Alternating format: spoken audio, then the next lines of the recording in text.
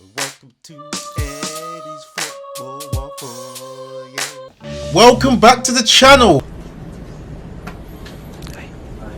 I had to get on and do a video about the current London teams that are losing right now for Man United to get some progress in the top 4 cup. I call it the top 4 cup. They should give a cup for finishing top 4 now. All people that finish in the top 4 get no, not a cup actually. Get a medal. Get something.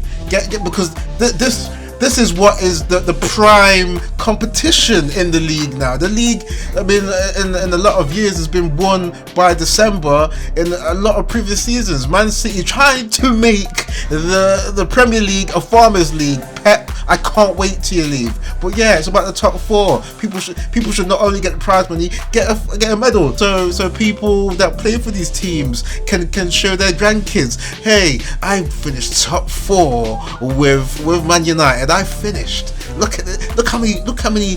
Well, not trophies. Look how many medals I've got. You know, something, man. Because this, like I said, this is what is the competition nowadays in the domestic area.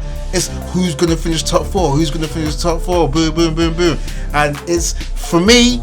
I mean, it's only halfway through the season, but Arsenal going back to banter with their 0-0 draw, no wins in 5, no wins in 2022. They're trying to get the banter belts back. Spurs messing about, 0-0 at Chelsea. Can't beat Chelsea to save their life. How many games is that? About 4 or 5 games. That is banter level 2. Obviously, talked about West Ham before losing. They're a mid-table team. They're gonna crash out. Get out of here. Just get out of here, man. Shit, I'm saying. But anyway, back to Arsenal, aka the Gunners, aka Arsenal, aka the real Banter FC. I mean, come on, I just look at the stats, I watched the highlights, I saw Lacazette missing the open goal. I mean, come on, Lacazette can't see the net, man. Lacazette can't get to the net. Lacazette can't score in the net. Crapperzette, man. This guy, the captain, and he's missing open goals. That's what I love. That's why they're going to get the banter title back. The whole team having 75% possession. I mean, come on. Possession is 9/10 of the law. What are you guys doing? Similar to what Man United were doing. Getting a lot of chances. Dominating the game. Having more touches. Arsenal did it more in their game. To actually get way more passes. They had 3 times the passes that Burnley had. 643.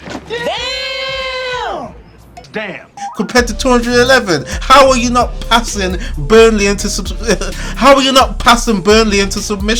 So we don't have the capacity. You should be doing the tiki-taka with that amount of passes. I mean, that's what Arteta is trying to do, is the B-Tech Pep. I mean, you got your graduation diploma, but you've not had enough practicality to your work experience, Arteta, and that's why you're having your guys have 75% possession, and you're missing open goals, and you have no wins in 5. Rookie coach, rookie squad, they've got to get bounced out the top 4 race. I'm loving it. Anyway, looking at some highlights, I mean, I give respect to some of their players. The people like Emil Smith-Rowe, he looks good, man. I'm not surprised. That he's been called the Croydon De Bruyne. I mean, the guy, the way he carries the ball, some of his passing, really good. But anyway, I mean, I think they just got too many banter players that are still there sabotaging the team. People like Eddie, Murphy, and Ketia, Eddie Nwetiah. Burnley playing with the ball at the back, taking their time, and Ketia's in the goal, 1-on-1. What's he gonna do here? Oh, he puts it wide. What a fucking miss by Eddie Nwetiah, and the replay here, oh, so wet.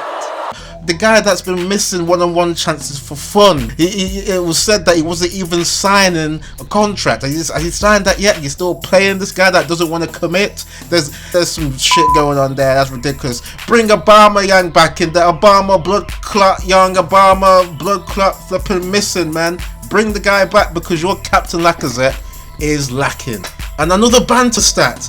Arsenal are out of all competitions in January for the first time since 1990.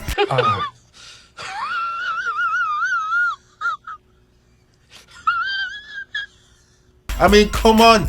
I've already said the banter stuff before that they're trying to do. Arsenal are trying to get the banter back. I mean, for me, you don't just work off finishing 8th for the last 2 seasons, doing all the player politics, all of the, you know, having Arteta still there as your main guy. But I still don't think you live that down till you're winning, you know, you get in top 4 properly for a couple seasons. And then looking back at the Spurs and Chelsea game, I just always knew Chelsea were going to win that one, just because Spurs are just worse on paper, even though they've got Conte. Tuchel is way more bedded in at Chelsea. He's you know, the Champions League winner. He's had more chance to organise them, and they have been a wounded animal in this recent month. They've been dropping points left, right and centre. So it's like, it just had to be a game where they came to really consolidate their position in top 4. It's not really consolidated yet, but you know, it's one of them ones where they needed to get some more respect on their name again as a top team. Spurs, come on man, they've still got the average team. They've been galvanized a bit, but it's just a bit like, you know, jump starting the engine that's been cold for ages, that's been out in the winter months for ages. The battery is gonna go for a little bit, and then ultimately it's gonna you know, short back out because it's just not been looked after. And that's what Spurs are, a team that's been undercoached and not been really invested in. Jose came in, got in a few signings, but you know, that didn't really do much for the coaching wise. And yeah, it is what it is. Spurs for me are not really, I mean, they are contenders, but for that game against Chelsea, I thought it was gonna be usual business. I think it's been at least 4 games where Chelsea keep beating Spurs, beat him in the Carabao Cup, beat him in the 2 games in the league, I think now. I caught some highlights of the game. Ziyech looking good, man. I mean, him and Mount, Callum Hudson-Odoi, really controlling the gears and carrying the ball, making plays. It's a pity for them that they're 100 million signing Lukaku likes to put on his Timberlands when he comes to play at the top teams in England. I don't get it, because he's played well at Everton, he's played well at West Brom, played well in his first season at Man United, but I don't know what happens with him. Sometimes maybe it's the pressure, a little bit of that, but he looks a little bit like a newborn deer, where a little bit clumsy. So Chelsea still did well to get the game dominated, 64% possession, twice the amount of passes that Spurs had, pretty much bettered Spurs. So it is what it is. I think they're going to fall out of the top 4 race. But anyway, I mean, just going into the highlights that I did see, I mean, Kane was unlucky to not get a goal. The thing is, there's this culture with any touch that a player feels, he's gonna ride that challenge and turn it into a foul. I mean, yeah, there is the point which Mika Richards brought up in his punditry after the game on Match of the Day. He's saying, you know, if you're traveling at speed, any kind of contact's going to make you come off balance, but really, is it going to make you face plant to the ground? I mean, come on, it's really this kind of anti-sportsmanship where people just go down, but maybe if Thiago just wobbles, he doesn't get the foul. So actually, that's just countered my point a bit. So it's kind of touch and go with that situation. Yeah, Kane could have got a goal if he didn't push Thiago. The goal that came from Ziyech for Chelsea, just one of those goals you need when you're controlling the game, when you just want a player like that to put it top bins, and it was a great goal. And then coming back to my point I just made about players feeling a little bit of contact and then just winning the free kick. Dyer barely touched Odoi for the free kick, and then Chelsea scored from the free kick. And you know what I want to see? I want to see teams put a player on the line from some of these free kicks, because that was pretty much like a corner. The position it was at, it's been seen before where a ball comes in and someone can just get a little skimming header, it goes in, or sometimes it's crossed in and it just bounces and goes in. How about you put a player on the line on your far post and you keep the keeper at the near post? Come on guys, I mean, hey, I'm here for consultancy. Eddie02 on Twitter, just inbox me, I've got some more ideas. Alright guys, you know what I mean, reach out to me.